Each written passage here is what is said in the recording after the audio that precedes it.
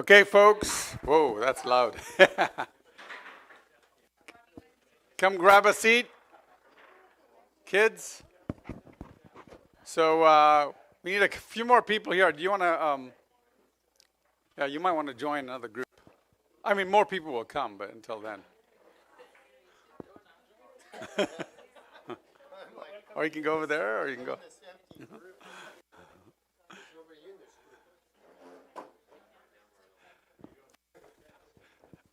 Okay, so if you're new here, then what we do, let me explain. We usually start with a discussion time.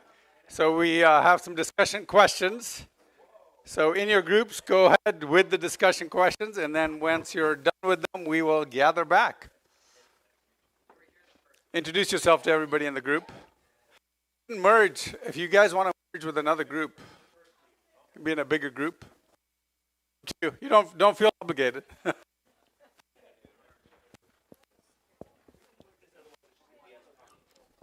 Come on in, come on in.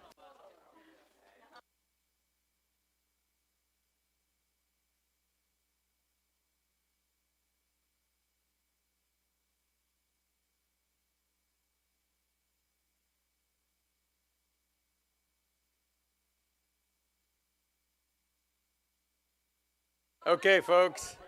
How you guys doing? Oh, you guys on the last one. I'll let you guys finish that one. You are? Okay. That was a quick one, wasn't it?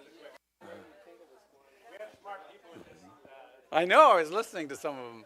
Okay, folks, if you want to turn your chairs around, that way you don't get a neck ache by the end of the day.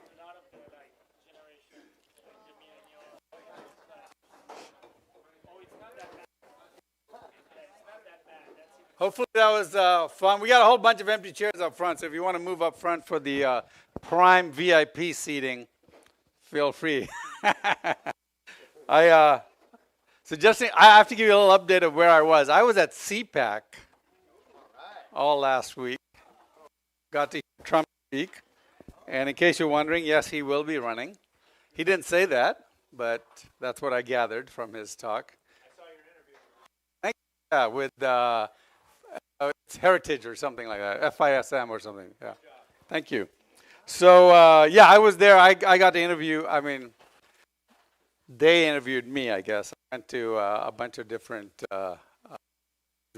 news shows, and I think I was on at least 12 different news shows. So there's a whole bunch of those coming out. Although it's funny because I said pretty much the same thing on all of them because they're all asking the same questions. So, and next week I'm going to be at NRB, so we'll skip another week, and then just so you know. Okay, so let's start our years ago. Those of you who are too young for this, in 2001, a bunch of planes crashed into the World Trade Center, right? So there was a guy named Rabbi Kushner, and he read this. You guys can't see it, but I'll read it for you. He said, "Where was God?" Heard that question. Is this keep cutting out again? Is it? It keeps cutting out. We figured out something about it last time. There was a gain, right? Okay. Testing 1, 2, 3. 1, 2, 3, 4, 5. I can keep this away from my mouth too, if that helps. Okay. I still feel it's going away when I. Testing 1, 2, 3, 1. Yeah, it's okay. So how many of us heard that question, where was your God when the World Trade Center and the Pentagon was attacked? And then here's his answer. By the way, he's a liberal Jew, not Orthodox. He's very liberal. He says, "Well, I know where my God was the morning of September 11, 2001. He was very busy.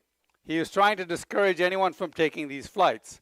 Those 4 flights together held over 1,000 passengers, and there were only 266 aboard. He was on 4 commercial flights, giving terrified passengers the ability to stay calm.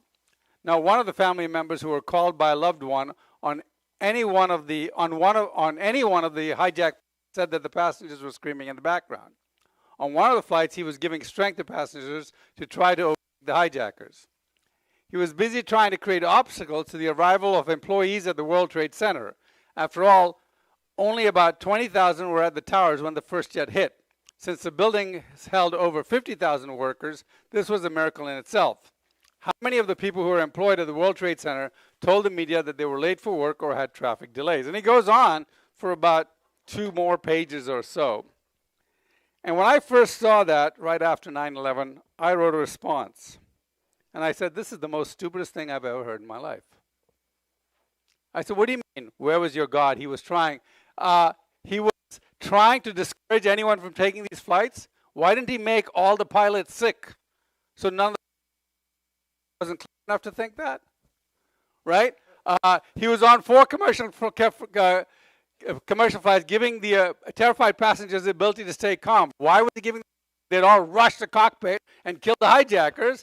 Maybe they'd be better off, right? And he says he was trying to help the one flight. He was giving strength to the passengers to try and overtake the hijackers. Apparently it wasn't good enough because they never did overtake the hijackers, right? And then he says he was busy trying to create obstacles to the arrival of employees at the World Trade Center. Why didn't he make a massive water leak the night before? And so everybody said, oh, nobody's allowed in the building because we have this water leak or a smoke leak or even a small fire the night before. And then nobody would have gone into the World Trade Center. God can't think that way? He said, this is nonsense. The only reason the World Trade Center was attacked is because God what? Allowed it. Don't give me stupid excuses about a dumb God who can't figure out any ingenuity, any good ideas to stop people from doing things. He can do things. He's an all-powerful God, but he didn't do it. So the question we should be asking ourselves is, why didn't he do it? Right? And before we start, I want to ask you guys a deep theological question. Is it evil to eat or prefer bland chicken curry? Think about that deeply, because that is the answer to today's topic. Is it evil to eat or prefer bland chicken curry? In other words, if you go to an Indian restaurant and they give you the mild chicken curry, is that evil? I think so. I think it's horrible. The fact that they would even serve it, I think, is terrible. A few years ago, after I preached this sermon at our church, a lady came up to me and asked me if I was her son. He was not really a Christian, but he was interested in talking to me. I said yes. And for 2 years, I discipled him in apologetics. In the summer of 2020, he accepted the Lord, and in November of 2020, he got baptized. He was interested in apologetics and worked with me at the VAC, and he was very interested in a new ministry I had started. Some of you know about this. It's called Every Blessing. It's the biblical alternative to BLM. It's like how to respond to it. And actually, that was why I was at CPAC, is actually to promote this organization, and we had a bunch of interviews. Well, he turned 27 in January 2021. He'd been looking for a job for a while, and finally got a great job. Apparently pressuring him to get. June 23rd and June 28th, he got the vaccine. On June 29th, his mother found her only child just in the bathroom, bleeding to death. And he bled to death in her arms. Why would God allow a young man with so much potential to die unnecessary? God could stop the World Trade Center. But he didn't. Why does a mother's only son die? Why do babies die? And many of you in this room know who I'm talking about, because he was at Calvary. Years ago, a friend called me up. She said, my daughter is doubting her faith. Can you spend some time talking to her? I said, well, if she wants to meet, I would be happy to. Turns out her daughter was willing. And she had just gotten out of the army after about 4 years and was wondering about Christianity. I met with her about 4 or 5 times. It's kind of funny, though, because the first time I met with her, her boyfriend was with her. And what I did is I spent time doing what I spent the first class. So if you guys missed, basically, the 5 points that we talked about in the first series, right? One is proving faith should never be blind, right? 2, proving God exists without using the Bible. And if you guys know, I wrote a couple of books on that, and we talked about that, right? And then proving that the New Testament is accurate using archaeology and manuscript evidence, and then prove that Jesus really existed and really rose from the dead, and then explain why Christ had to die and why God must punish sins. You guys were in all the previous classes. You've heard all those. And it's kind of funny because of the first class, she came and her atheist boyfriend came with her. The second class, the atheist boyfriend was there and he was kind of proof God exists. And the third class, the boyfriend didn't show up. So I said, what happened to your boyfriend? She said, she doesn't like where this is going. And I said, oh, that's... Well, in the fourth class, I said, so how's it going with your boyfriend? She said, I broke up with him. I said, okay, good. Because he obviously wasn't interested in finding out where it was going to go, right? And so we went through all these things. And at the end of it, she said, Neil, all this makes sense. And I understand it all. I have one question. What your question is? She said, how do you know what the question is? I said, because it's always the question that at the end of any of these talks. In fact, it's a question that atheists tell me all the time. I said, your question's about evil, isn't it? She says, yes. I said, really, your question is the question I get from atheists all the time. So here's an atheist, he sends me this, and I get this in the email. This is an actual email I got from an atheist. He says, Neil, one of the many reasons now I am an atheist / anti-Christian. Now, we just notice that anti-Christian means actively, you'd say non-Christian. Anti-Christian means I disagree and I want to tackle the Christians, right? Is because the God of the Bible, the Christian God, is very irrational and very evil. I'll give you many examples, but we'll try to keep it short. God flooded the earth and killed everyone. That is murder, including children and babies. So the real question is, why is there so much evil in the world? And this is the topic today, God and the problem of evil. So the real question is, why there's so much evil in the world? And if there is, why doesn't he stop it? Right? So where was God on 9/11? Where was God in the COVID crisis? Where was God in Afghanistan with the Christians that were left behind? Right? How can God exist when there's so much evil in the world? And people ask us, how can I trust God? It's allowed so much pain in my life. Why did my wife die? Why did you let 6 million Jews, Jews, these are the children of God. Why did you let 6 million Jews slaughtered in the Holocaust? Why didn't you stop it? Why did you let my baby die? Surely God could, we know he can heal people. Why did my friend die? Why didn't God stop him from dying? So let me first focus on responding to the atheist friends first, right? Do understand, I'm not sure if what I say will resonate with most atheists emotionally. The logic makes sense. So the first question is, how can there be a God when there's so much evil in the world? Right? But if you think about this question carefully, you realize what's really being asked is not how can there be a God, but how can there be a what? A good God when there's so much evil in the world. Epicurus put it this way. He says, if God is God willing to prevent evil but not able, then he's not omnipotent. Is he able but not willing, then he's malevolent, meaning evil. Is he both able and willing, then whence cometh evil? Is he neither able nor willing, then call him God. This is the primary atheist question. I get this over and over again from atheists all over the place. If there's a Facebook group I'm a member of, it's called Unbelievable. It's actually run by a Christian group. We talk about all these things. And this is the question over and over again the atheists come. So here's the problem. And I want to answer the question. What this means is, how can there be a good God when there's so much evil in the world? Either he's unable to stop the evil, meaning he isn't God, right? Or he's unwilling to stop the evil, meaning he isn't good. That's the basic question. But here's the problem. There's the premise is that evil exists, and therefore a good God does not exist, right? This is the premise. This is the problem. Okay. Do you want to move over here? Can you see better? Or I don't want to be in your way here. Okay. So, if you're going to make this claim, you have to say evil exists, right? Now, here's a question. If you say evil exists, what are you saying? That what exists? Good exists, right?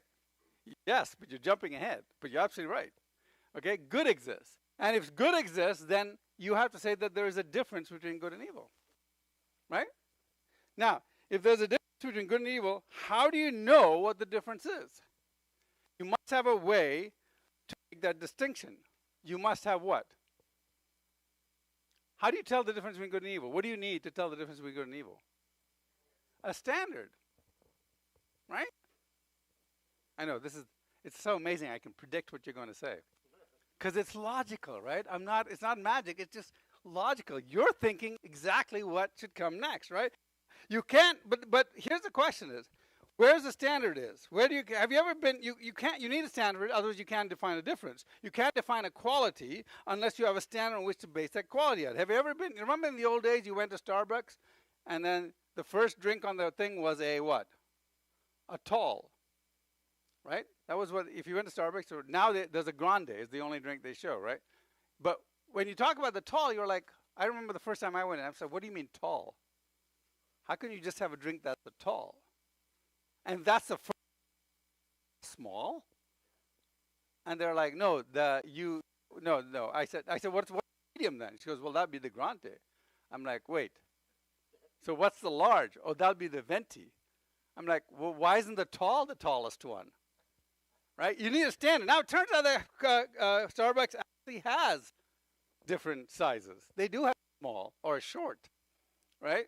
How can you have a tall when there isn't a short, right? They have a short and a demi, and the largest one, I don't know if you know that, but you can get a Trenta, 30 ounces, right? Yeah, go and ask for a Trenta. Now, they don't advertise it, but now, so when I get to this point, I ask my atheist friends, are you agreeing that there's an objective standard? There's a standard of good and evil. Because if there is no standard, then all you're saying is that evil and good are personal preferences of yours. Without a standard, your moral values are merely preferences. It's like saying you like vanilla ice cream, but if someone else likes banana split ice cream, that's evil. Right? Without an objective moral standard, it's just a preference. Let me explain. Remember the spicy chicken curry? What you're saying is that if somebody prefers to do something else, that's evil. Right? So that's like saying, I can't believe God exists because I don't like spicy chicken curry. You just happen to prefer good bland ham. Hitler prefers killing Jews. Prior to 1872, every culture preferred having slaves. Prefers suffer. Who's to say they or God or were or are wrong or bad of me? It's merely what? A preference. In which case, your complaint is basically that you God because you don't like that someone else loves curry. You don't like God's preferences. Do you see that? How can you call killing people murder and evil if there's no standard that makes killing people murder or evil? You have to have a standard. Right? So you have to have a standard. Now, here's the question. If there's a standard, what do you need? Where does the standard come from? So if you have a standard, you have to have a standard giver. Now, that standard giver, what? An authority. Because if he's just a standard giver, anybody could be a standard giver. You'll be like, oh, well, who are you, Joe? And what do you want to do? Oh, I want to be a standard giver. Okay, Joe, you're our standard giver. They're like, why? Why do you get to be the standard giver, right? Who's the authority? Now, can the standard come from other humans? Can the standard giver be man? And if you say yes, now some people will say yes. Many atheists have to say yes. In fact, that's their only option. I'll say, which man, Herr Hitler or Mother Teresa?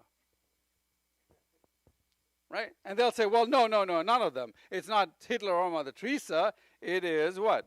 It's society. They say, certainly it's not Herr Hitler. It's society. But can society be a standard giver? Does that mean, what's the first question when somebody says, well, society is a standard giver? What do you ask? Which society? How about the Nazi society? I go, no, not the Nazi society. Well, how about all mankind? Gets in everybody vote? Now I don't know if we talked about this, but basically here's how you refute that. If everybody gets to vote, then is slavery wrong?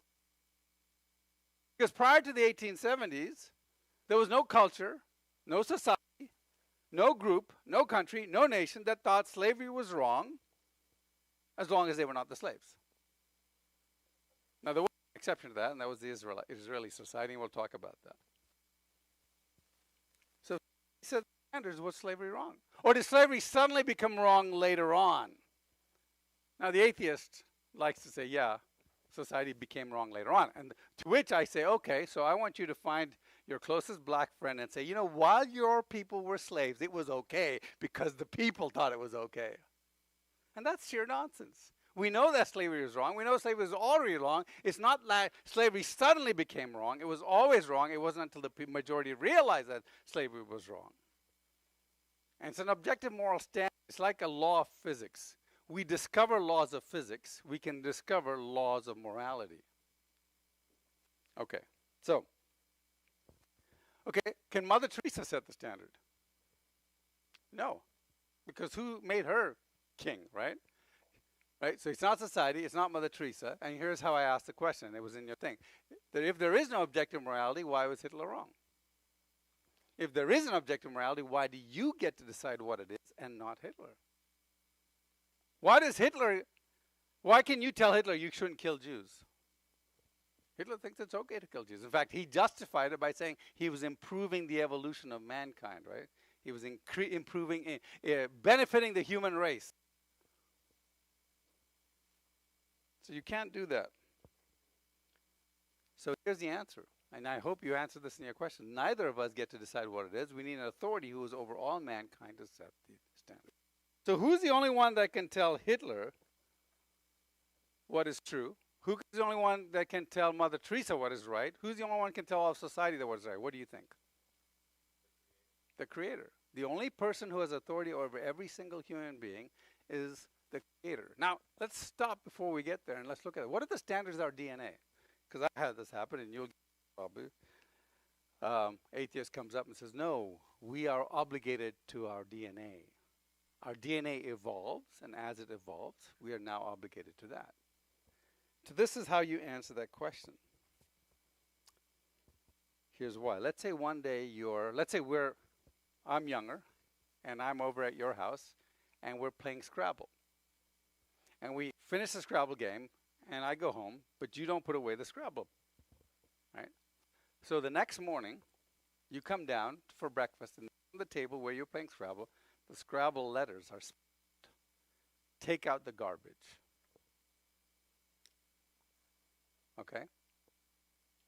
And you go, wow, I didn't realize that we'd thrown the Scrabble in a mess, and you just spelled that, right?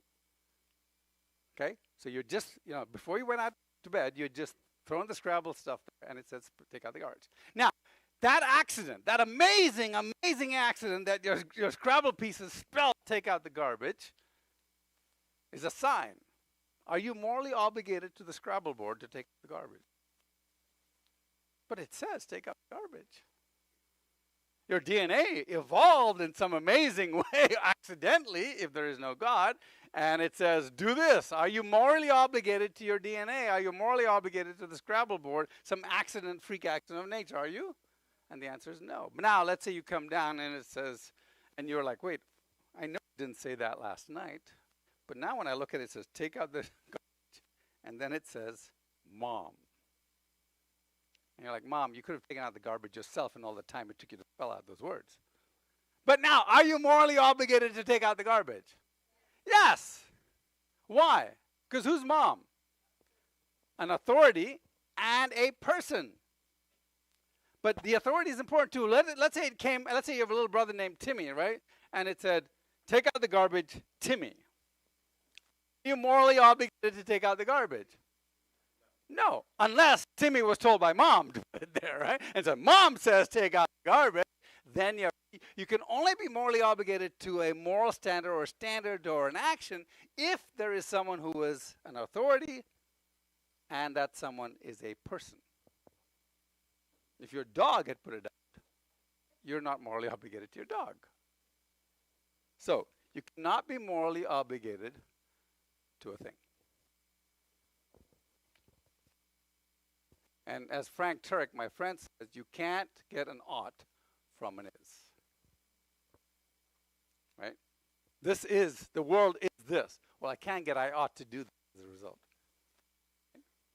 Okay, Now, I explained in my book, 40 Days Towards a More Godly Nation. That's why it's up there. Okay. Now, let's say we realize that, and we realize what? That the only standard giver has to be the creator of man, right? And if the creator of the man is the standard giver, then that has to be who? God, right? Now, if you want verses on it, there's so many verses on God being the source of morality in the law, and I'll just throw them up there, but it'll be in your notes. Okay? So God is the standard giver. Now, here's the problem you have, right? If God is a standard giver, we have a problem. Do you see the problem? If God is a standard giver, we just started God does not exist because evil exists. Everybody see that? And then we saw that, we realized that we worked our way and we God is a standard giver. So now let's understand this. Let's say God does not exist. Okay, because the answer to the question is God does not exist. If God does not exist, then guess what happens? Then that means there is no authority or standard giver. If there is no authority or standard giver, there is no standard. If there is no standard, then what? Is there a difference between good and evil? Then there is no difference between good and evil. If there's no difference between good and evil, then does evil exist? Evil does not exist. And if evil does not exist, then how can God exist when there is no evil in the world becomes what your question is. Do you see that? Your question just falls apart. Now, let's put this in summary. In summary, basically, it says, you believe in a difference between good and evil. If so, there must be a standard between good and evil, which means there must be an objective moral law. But if there is an objective moral law, you must present an objective moral law giver. But that's who you're trying to disprove and not prove. If there is no moral law giver, there's no moral law. If there's no moral law, there is no good. If there's no good, there is no evil. What then is your question?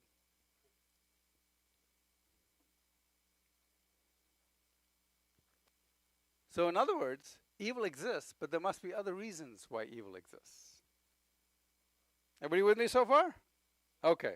Now, so what that means is that how can there be a good God when there's so much evil? Either he's unable to stop the evil, meaning he isn't God. That's not true.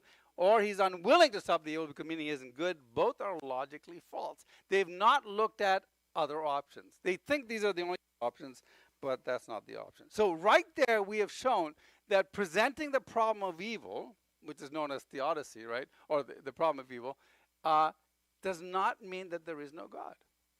There are other reasons. Now, however, we've not answered any of the questions, really. We've just shown that it's a stupid question. But it's still an emotional issue because it would seem that your recognition of the presence of evil, rather than disprove the existence of God, actually proves the existence of what? A supreme moral standard giver. Okay, but here's the question. Why does God allow some people to suffer and others not to? What about the evil that men do? What about natural disasters? What about genetic defects or the death of a young baby? I mean, what about the death of my friend? So to answer that, we have to do some background, okay? So here's the question. God can do anything. This is a question, not a statement. What's the answer? Can God do anything? No. Can you give me some examples of what God can't do? He can't sin. Alistair. He can't lie. What else? He can't make a square circle. In fact, he can't sin. He cannot. What can you? Where can you go when you are everywhere? Nowhere. God can't go anywhere. Right? You're like, whoa, yeah. He can't learn.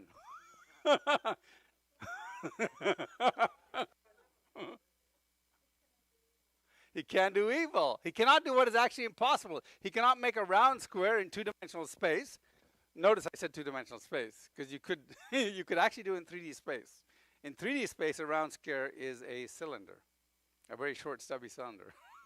Because when you look at it, it's round. When you flip it this way, it's square, right? Okay. So he cannot make 1 + 1 = 3. He cannot be logical. He cannot be irrational.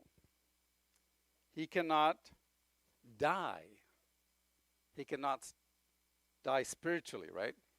Now, he can die physically if he's a man, but Jesus was what? Both man and God. Okay, now, so by the way, the Bible is full of verses of what God can do. God cannot be holy, cannot be not holy. God cannot be not perfect. God cannot be tempted by evil. God cannot lie. God is not a man that he should lie. I am the Lord, I change not. He can't change, right? So we have all these things that kind of explain what God can't do. Why is that the case? Why can't God be irrational? Why can't God be illogical? He is God, right? It's against his nature. Because the very nature of God is rationality. His character is to be logical just as his character is to be loving.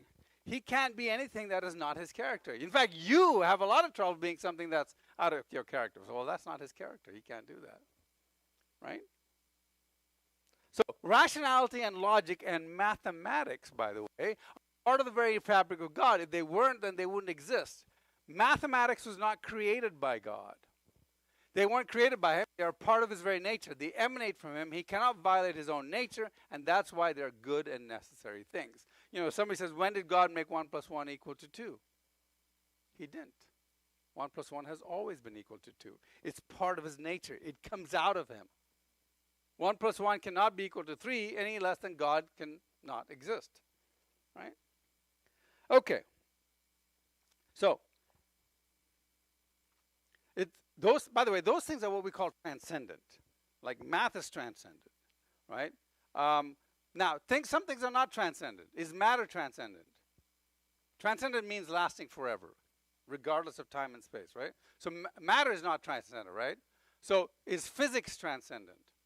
No, because you could have a different universe. Is biology transcendent? No. So you have to understand the difference between transcendent arts and the non-transcendent arts, or the sciences. All right? So chemistry, biology, physics, these are physical things. So it's possible that there could be another universe with slightly different physical characteristics. You could have different laws in physics, right? But biology could be different. But mathematics, logic, and set theory come from the nature of God. And you can think through that. Okay, so why do I do that? Because here's the thing. God cannot artificially create relationship. Relationship, by definition, has to develop over time and by interaction, by creating trust. It cannot be pre-programmed. Think about it. If I were to build a computer and to program it to love me, do I have a relationship? Does that computer have a relationship with me?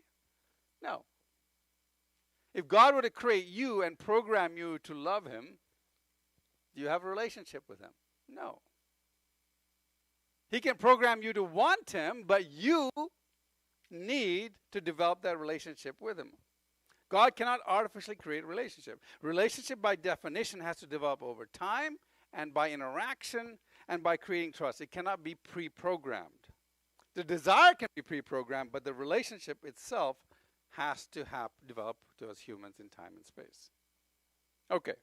So given all that, you see it's logically impossible for God to create, or the desire can be, and relationship has to develop. Okay. So, therefore, do you see all that? It's logically impossible for God to create a world with free agents where the free agents are prevented from sinning. Think about that. Why? Because if mankind doesn't have the free will to do bad things, they don't have the free will to obey him. They have to obey him. And if they don't have the free will to disobey him or obey him, then they don't have the free will to have a relationship with him.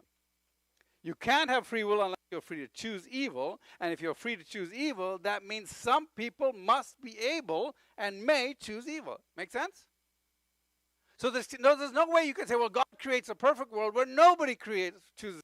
As far as we know, that may not be possible. Maybe it is, maybe it's not, but we don't know. By the way, I'm not talking about salvation or predestination. I'm talking about your freedom on a daily basis to choose between obeying God and disobeying him. Now, maybe it's possible for God to create a world where free agents have the freedom to sin, but nobody sins. But it may not be practically possible. So, it is illogical and irrational, and thus not possible for God to create a world with free will where disobeying God has no consequence. Let me explain this. Okay? Why did God give us the law?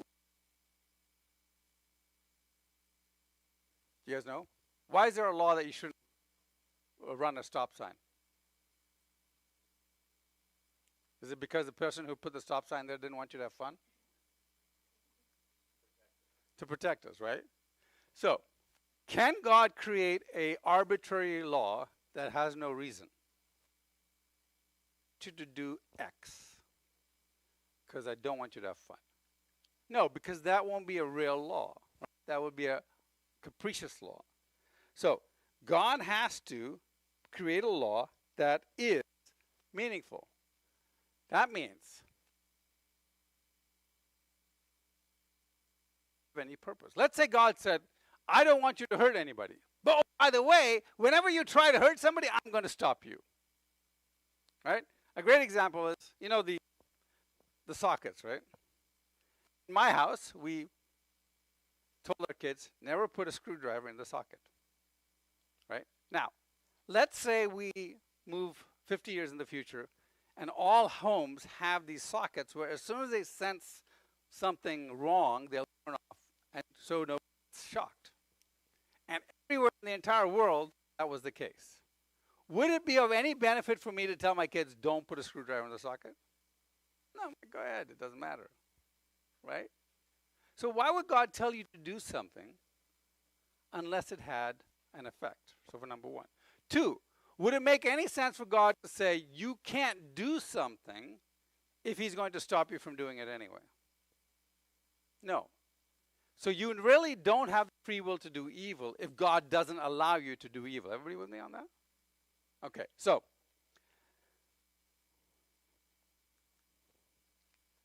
why ask someone not to do something they can't do anyway?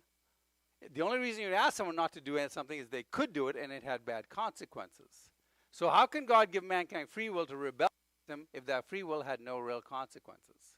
It's illogical, and God cannot be illogical. Think about it this way, okay? So let's say you're in this room and I say, you guys can't go anywhere outside this room. Oh, by the way, even if you wanted to, the doors were locked. But I say, but if you go outside, I'm going to punish you. Does that make sense? It makes no sense whatsoever because you can't do it. But at the same time, you don't have the free will to leave the room. So if God says, I'm going to give you the free will to obey me, if God says, I'm going to give you the free will to disobey me, if God says, I want to have a relationship to you, what does he have to do? He has to let you disobey him. He has to let you not have a relationship with him. He has to let you spend time with him or not spend time with him. So that's what our world is. So in the same way, why would God ask you not to kill anybody? Let's say that every time you killed somebody, God brought them back to life. Then why tell people not to kill anyone? Yeah, go ahead, have fun. Bring them back to life. Or let's say every time you try to kill someone, a bulletproof screens to keep between you and the other person, or a knife. Every time you stab somebody, the knife bounced. It became a rubber knife.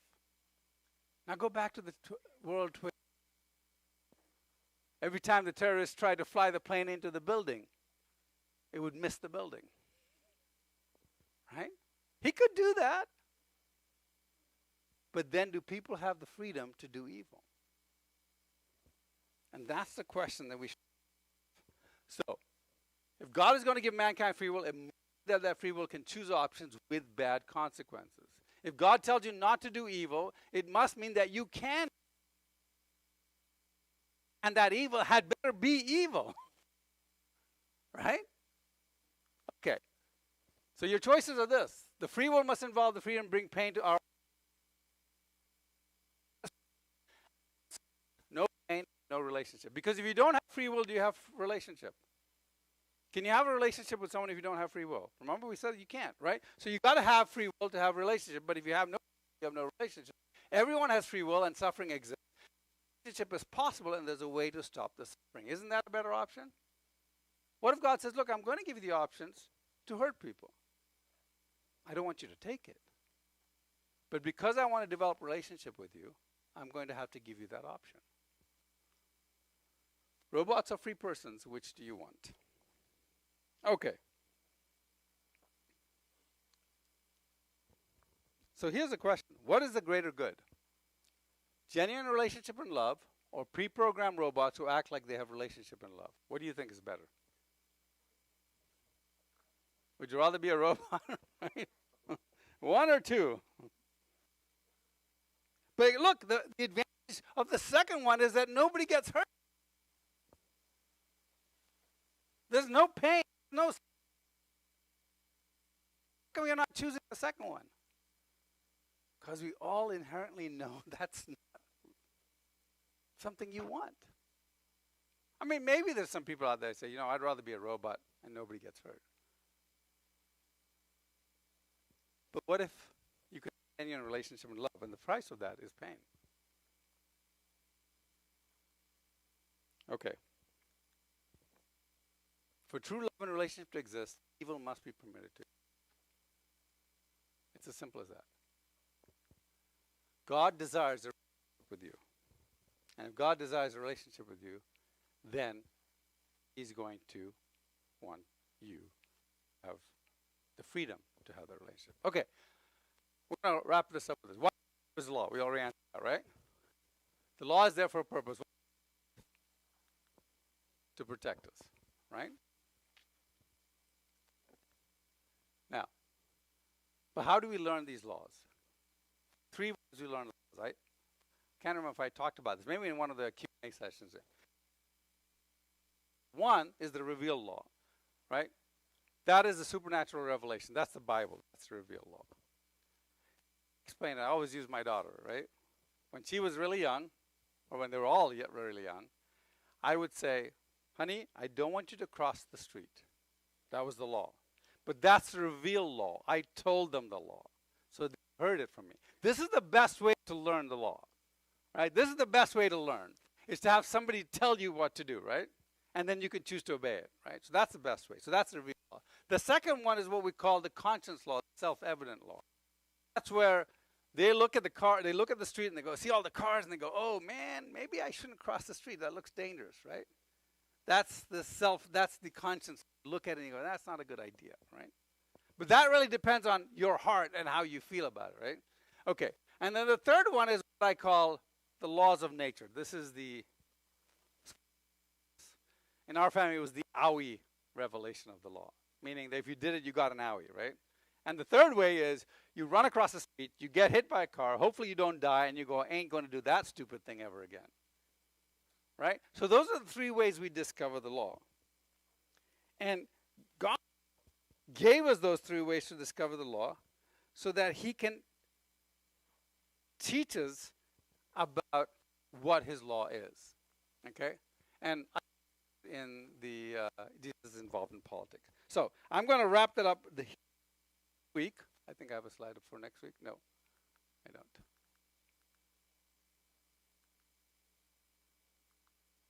Yeah. So next we're going to talk about, because there's a bunch of questions we haven't talked about. Like, what about natural disasters, right? With all this time we're talking about us killing other people or somebody. What about natural, like earthquakes or floods? What about the death of a child, right? What about diseases? What about sickness? And then we're going to talk about the real reason why there's pain in our lives and what would happen if God stopped all the pain. Let's say he could figure out a way to keep the relationship, stop all the pain. It's like, yeah, you can do bad things, but it doesn't hurt anyone, right? And then finally, we'll talk about, this is the big next week is, next week I'm not here, it's the week after.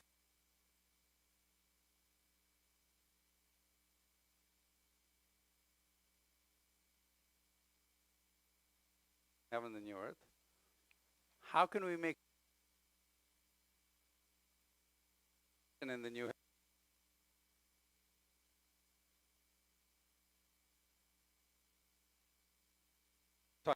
Okay, today we have we're going to close with a puzzle. This is a quick puzzle. You guys have to hurry. So in your groups again. We don't have buzzers, so the first team to finish gets to win. Yeah, no, I got it. You guys can keep that. I'll give each group like 2 or 3 of them.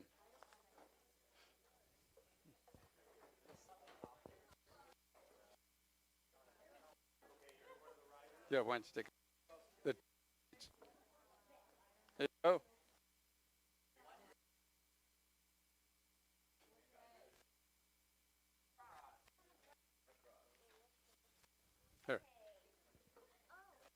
Yeah, that way you guys can all work together. One master sheet, but then you guys can look at the clues that way. Yeah, lots of extras.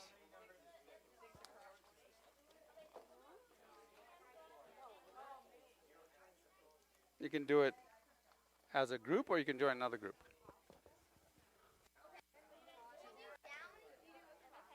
We got lots of them. Just hand them out.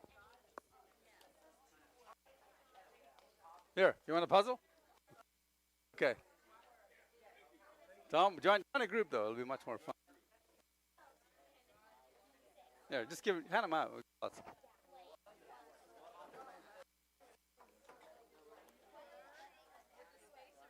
Here. Then we can look at the clues. Oh, somewhere. Right there. Right there. Right there. No, right here. Right here. Yeah.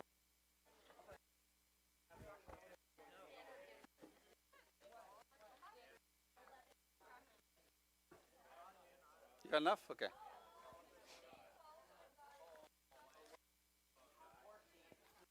I need to figure out how to do this in Braille.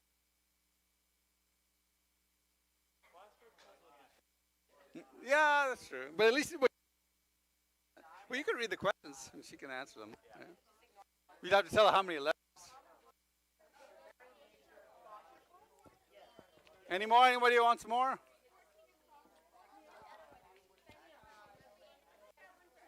Yeah.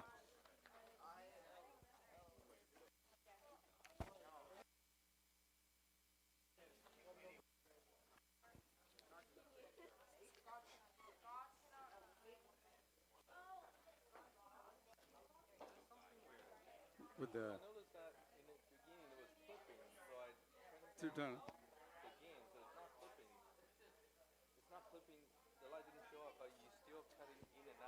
Oh. Well, it could be. Yeah, so when it cuts out here, does it still look like everything's working normally? So it's only the speakers cutting out then. Right.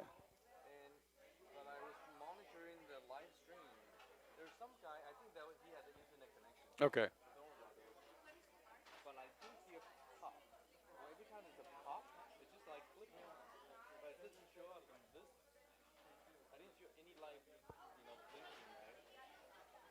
Yeah, weird.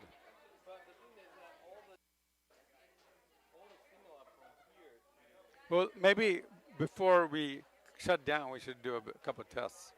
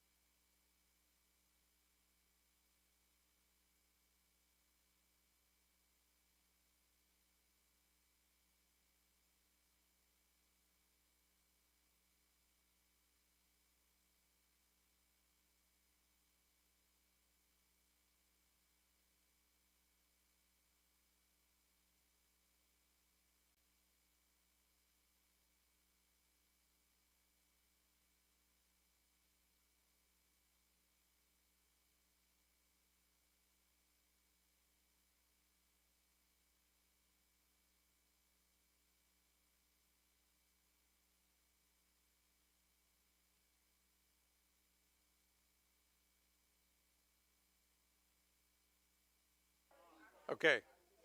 Test, test, test. Test. 1, 2, 3. Am I on?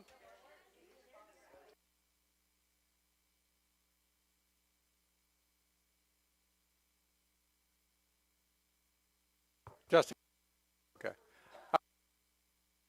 Word,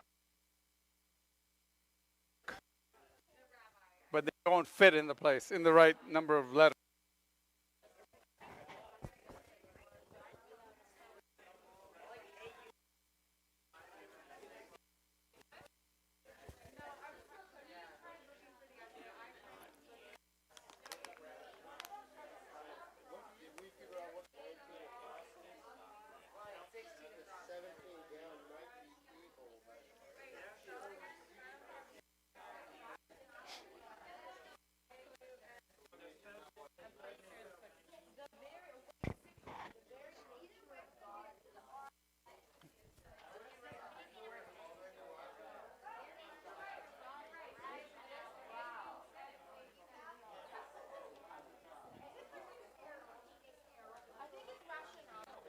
Yeah.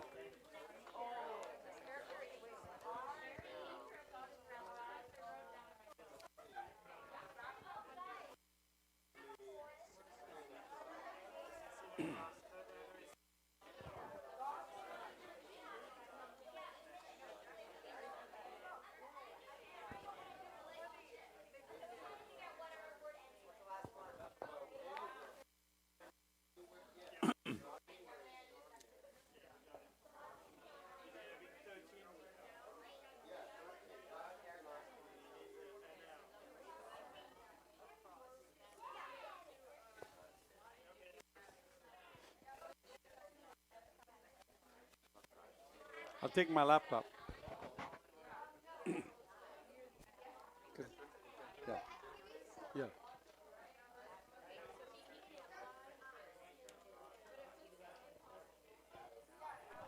Did you end the live stream yet?